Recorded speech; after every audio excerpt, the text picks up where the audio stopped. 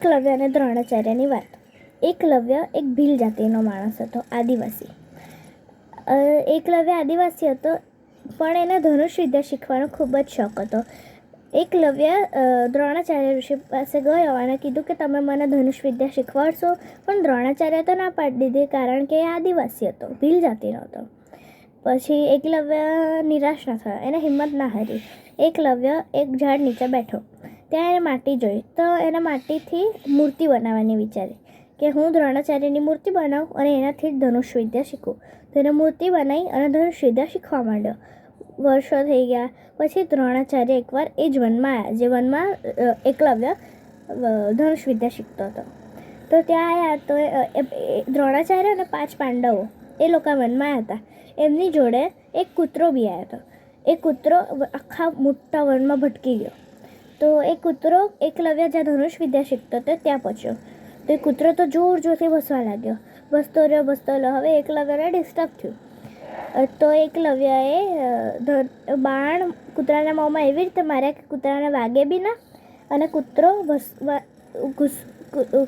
ભસવાનું બંધ કરી દે. એટલે એને માર્યા અને કૂતરું તો ત્યાંથી જતું રહ્યું. જતાં કૂતરાને દ્રોણાચાર્ય મળી ગયા. તો ત્યાં ગયું. તો દ્રોણાચાર્ય જોયું, આટલું સારું ધનુષ વિદ્યા કોને આવડે છે? મેં તો આ 5 પાંડવોને બી નથી શીખવાડ્યું. તો પછી દ્રોણાચાર્ય કૂતરાની પાછળ ગયા અને કૂતરો એકલવ્ય પાસે લઈ ગયો. પછી એકલવ્યએ દ્રોણાચાર્યને જોયા. તો એમને દ્રોણાચાર્ય પાસે ગયા અને કીધું, હું તમારો શિષ્ય. મેં તમને પૂછ્યું હતું કે તમે મને શીખવાડશો, પણ તમે ના પાડી દીધી, એટલે મેં તમારી મૂર્તિ બનાવીને શીખવા લાગ્યો ધનુષ વિદ્યા. તો દ્રોણાચાર્યએ કીધું, હવે તેમ મને ગુરુ માન્યો છે તો તારે મને ગુરુ દક્ષિણા બી આપવી પડશે.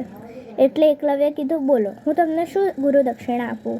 તો દ્રોણાચાર્યએ કીધું કે તું મને તારા જમણા હાથનો અંગૂઠા કાપીને આપી દે. તો એકલવ્યએ તો કંઈક સમજી વિચારીને કાપીને આપી દીધો. હવે દ્રોણાચાર્યએ શું કામ માંગ્યું હશે તમને ખબર છે? કારણ કે આપણે ધનુષ વિદ્યા જમણા અંગૂઠાથી વધારે શીખી શકીએ, બરાબર શીખી શકીએ. એટલે દ્રોણાચાર્યને એવું થયું કે જો હું આનો જમણા હાથનો અંગૂઠો લઈ લઉં તો ધનુષ વિદ્યા એને બરાબર આવડશે ને. એટલે 5 પાંડવોને મેં જે કીધું છે કે હું તમને બધાથી વધારે ધનુષ વિદ્યા શીખવાડીશ, એમને જ આવડી શકશે, આ એકલવ્યને નહીં આવડે. એવું કહીને દ્રોણાચાર્ય જતા રહ્યા અને આ વાર્તા પતી ગઈ. અસ્તુ.